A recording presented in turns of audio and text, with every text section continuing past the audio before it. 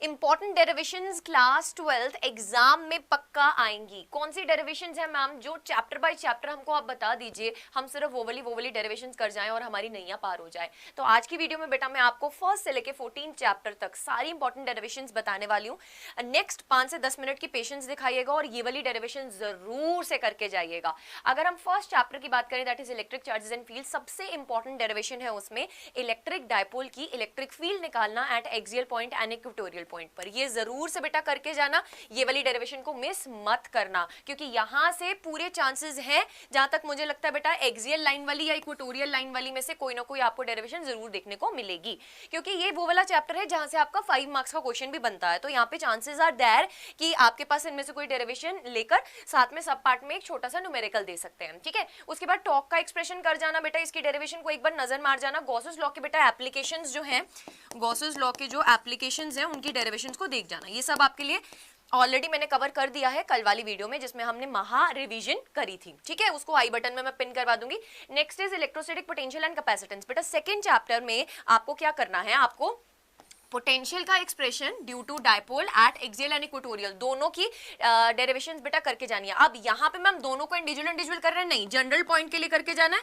अगर वहां पे पेपर में एक्सियल लिए पूछा है तो जनरल पॉइंट में बेटा थीटा की वैल्यू को क्या डाल देना है, 0 डिग्री डाल देना है। इक्वेटोरियल के लिए थीटा को 90 डिग्री डाल देना है। जनरल वाली डेरिवेशन मैंने आपको ऑलरेडी कवर करवा दी है कल वाली क्लास में। Relationship between electric field and potential क्या लिख कर आएंगे, वहां पे ये मत लिख कर आना, वो तो मैंने आपको समझाने के लिए बताया था कि इलेक्ट्रिक फील्ड और पोटेंशियल दुश्मन होते हैं। बेटा इसका 2 स्टेप का डेरिवेशन है, नोट्स में गिवन है, कर लीजिएगा उसको। और बहुत सारे बच्चों का डाउट आ रहा है नोट्स नहीं मिल रहे, नोट्स आर अवेलेबल। बेटा कल वाली जो क्लास ली थी उसके फर्स्ट कमेंट पे टीम ने ऑलरेडी नोट्स को पिन कर दिया है, आपको सिर्फ अड्डा 24/7 की आपको डाउनलोड करना है और आप फ्री में उसको एक्सेस कर पाएंगे। ठीक है, next is parallel plate capacitor. Parallel plate capacitor का बेटा सीरीज और पैरेलल, ये combination 3 derivations. Parallel plate capacitor के केस में आपको सी का expression epsilon not a by D है ना। डाइलेक्ट्रिक्स जो है, जब हम स्लैब इंट्रोड्यूस करते हैं T is equals to D वाली चांसेस रहते हैं बेटा, यही डेरिवेशन आती है, तो इसको अच्छे से एक बार देख जाना। देन कैपेसिटर को हम जब सीरीज एंड पैरेलल में लगाते हैं, छोटी छोटी सी डेरिवेशंस हैं, उनको देख जाना एक बार। Next is current electricity. Current electricity में से ड्रिफ्ट वेलोसिटी का जो एक्सप्रेशन है वो डिराइव करना आ सकता है। देन कॉम्बिनेशन ऑफ सेल्स में बेटा सीरीज एंड पैरेलल कॉम्बिनेशन की जो डेरिवेशंस थी किरचॉफ्स लॉ से जो हमने प्रूफ किया था, वो आपके लिए पूछी जा सकती है। और व्हीटस्टोन ब्रिज पूछा जा सकता है, जैसे कि हमें पता है दैट अभी रिसेंटली बेटा सिलेबस में से पोटेंशियोमीटर कट चुका है, मीटर ब्रिज कट चुका है, तो चांसेस आर देयर कि व्हीटस्टोन ब्रिज में से आपको पूछा जा सकता है। और इसमें से 3 मार्क्स का ही क्वेश्चन बनेगा बेटा, 5 मार्क्स का क्वेश्चन नहीं बनेगा। ठीक है, क्योंकि यहाँ पे ज्यादा लंबी डेरिवेशन नहीं है।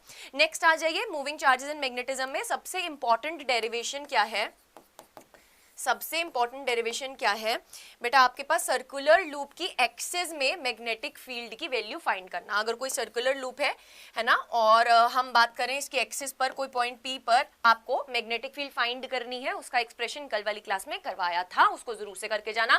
Then magnetic field due to a long straight current carrying conductor, इसकी डेरिवेशन भी बेटा आपके लिए नोट्स में अवेलेबल है, जरूर से जाकर देखो अगर अभी तक नहीं देखा है महा रिवीजन को। Next is force between the 2 parallel current wires, इनके बीच में फोर्स क्या लगता है आपका, उसको एक्सप्रेशन आना चाहिए, mu naught I1 I2 divided by 2 pi T. ठीक है, mu naught I1 I2 divided by 2 pi T into 4 पाई। ठीक है, तो ये वाला एक्सप्रेशन जरूर से करके जाना। Next is magnetism and matter. Magnetism and matter में कुछ ऐसा डेरिवेशन नहीं है, बट पोटेंशियल एनर्जी का expression due to a magnetic dipole देखकर जाना। एनालॉगी से हमको ये चीज पता है, एनालॉगी से बेटा पता है हमको यू की value P vector dot of E vector होती है जब हम इलेक्ट्रोस्टैट्स में बात करते हैं। जब हम इधर आते हैं बेटा तो आपके पास value M vector dot of B vector बन जाती है। सो ये वाला एक्सप्रेशन आपको पता होना चाहिए। Next is relationship between magnetic permeability and magnetic susceptibility, भी आपको करवा दिया हुआ है ऑलरेडी बेटा, ये रिलेशन को देखकर जाना, इसके ऊपर छोटा आपके लिए क्वेश्चन वहां पे पूछा जा सकता है। Next is electromagnetic induction. Electromagnetic induction में बेटा induced EMF by changing the relative orientation of the coil and the magnetic field, यानी कि अगर हम रिलेटिव ओरिएंटेशन ऑफ कॉइल की बात करें तो ये बेसिकली एसी जनरेटर की बात कर रहे हैं। और बेटा आपके पास मैग्नेटिक फील्ड जब चेंज होता है, ये वाली इतना उसमें परेशान होने की जरूरत नहीं है, फैराडे के दोनों लॉज एक बार पढ़ लेना और उसके बाद बेटा इसकी जो डेरिवेशन है ऑल्टरनेटिंग करंट का जो डेरिवेशन है उसको एक बार दिख जाना। ठीक है, next is self inductance of a long solenoid. Then mutual inductance of the two long solenoids. Okay, next बेटा ऑल्टरनेटिंग करंट चैप्टर की बात करें तो RMS value, virtual value of AC, then individual RLC circuit, AC generator यहाँ पे भी लिख दिया गया है, power in the AC circuit. Power in the AC circuit I hope आपको याद है, पावर इंस्टेंटेनियस की वैल्यू VRMS IRMS into cos phi होती है, जहां पे cos फाई पावर फैक्टर रहता है. ठीक है, पावर फैक्टर रहता है. तो ये जरूर से एक बार देख जाना बेटा, कल वाली क्लास में करवाया था ये भी. Resonance condition of a series LCR circuit, resonance condition क्या होती थी, XL is equals to XC होता है. ठीक है, यहां से ओमेगा का एक्सप्रेशन निकलता है, omega is equals to 1/√LC के बराबर. तो वो प्रूफ करना आ सकता है छोटा सा. ठीक है, next is electromagnetic wave. Electromagnetic wave में कोई डेरिवेशन नहीं है, बस एनर्जी डेंसिटी का कभी कभी 2 मार्क्स में बेटा पूछ लेते हैं एक्सप्रेशन, तो उसको एक बार देख जाना. मैक्सवेल की मॉडिफिकेशन ऑफ एम्पियर्स लॉ का एक एक्सप्रेशन है, वैसे चांसेस आर लेस क्योंकि ये सिलेबस में से कट चुका था.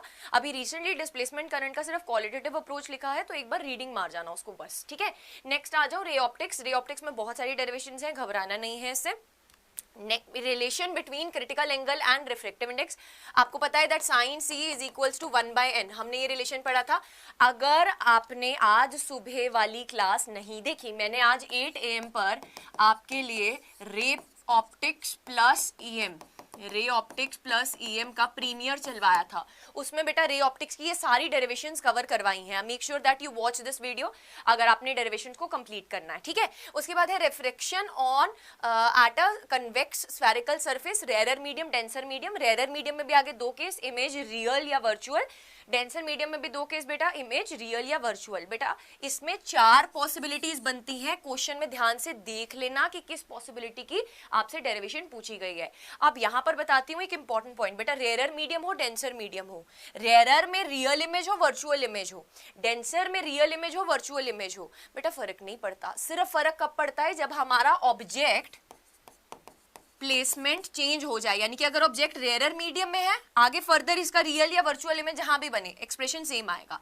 सिमिलरली डेंसर मीडियम में अगर ऑब्जेक्ट है तो बेटा आपके पास अगर इमेज रियल में भी बन रही है, वर्चुअल में भी बन रही है, डेंसर के केस में टोटली यहां इस वाले केस में बेटा एक्सप्रेशन सेम आएगा. इन दोनों में फर्क क्या होता है, इसके एक्सप्रेशन में जो N1 N2 आता है वहां पर उसको हम रिप्लेस कर देते हैं. बस N1 N2 को क्या कर देते हैं, इंटरचेंज कर देते हैं. Then lens maker formula very very important. उसके बाद relationship between refractive index and the angle of minimum deviation, this is also very important. Deviation through the prism small angle. ठीक है, स्मॉल एंगल प्रिज्म की deviation का आपको derivation पूछा जा सकता है.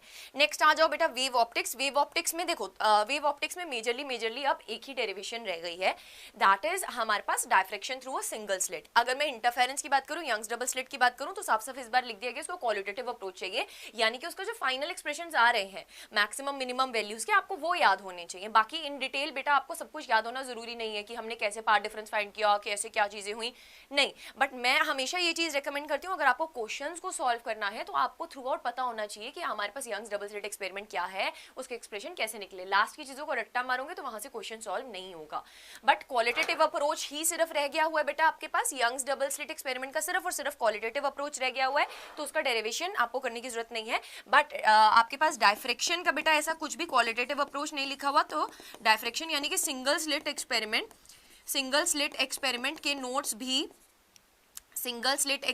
के नोट्स भी बेटा आपको कल प्रोवाइड कर दिए गए थे, तो उसको जाकर उसी में से रीड कर लेना. उसमें मैंने सब केसेस बना रखे हैं. ठीक है, then expression of intensity at a point in the interference pattern आपको पूछा जा सकता है.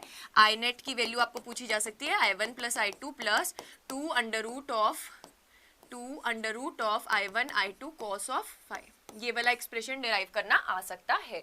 फिर आ जाइए बेटा dual nature of radiation and matter में. इसमें क्या है, कुछ भी नहीं है यार. आइंस्टाइन का फोटोइलेक्ट्रिक इक्वेशन है जो क्या बोलता है, टोटल आपके पास जितना भी फोटोन एनर्जी लेकर आ रहा है वो 2 हिस्सों में डिवाइड हो सकता है, that is equals to work function plus kinetic energy. ये वाला एक्सप्रेशन बस आपको थोड़ा सा डिराइव करना आ सकता है. बस 2-3 स्टेप में इसको डिफरेंट पॉसिबिलिटीज के साथ फ्रीक्वेंसी को in terms of lambda substitute कर देना और डिराइव कर देना. De Broglie wavelength of electron, ये इंपॉर्टेंट है, आपसे पूछा जा सकता है इस चैप्टर में. This is important derivation. Electron का एक बेसिक फॉर्मूला निकल के आता है, lambda is equals to 12.27 divided by under root V. है ना, 12.27 अंडर रूट वी। ठीक है, ये फॉर्मूला निकल के आता है आपके पास, जहां पे वी क्या रहता है बेटा आपके पास, V is basically the potential जिसके अबाउट आपके इलेक्ट्रॉन को घुमाया जा रहा है। ऐसा ही सेम फॉर्मूला बेटा एंगस्ट्रॉम में भी निकलता है और नैनोमीटर में भी निकलता है। ठीक है, यही आपके पास 12.27, अगर आपको पता है बेटा 1 angstrom is equals to 10 raise to the power -10 metre and 1 nanometer is equals to 10 raise to the power -9 metre. ये चीजें आप याद रखेंगे। नेक्स्ट आ जाइए एटम्स में। एटम्स में बेटा बोहर्स का मॉडल बहुत इंपॉर्टेंट है, यहाँ से रेडियस का, वेलोसिटी का एक्सप्रेशन इंपॉर्टेंट है।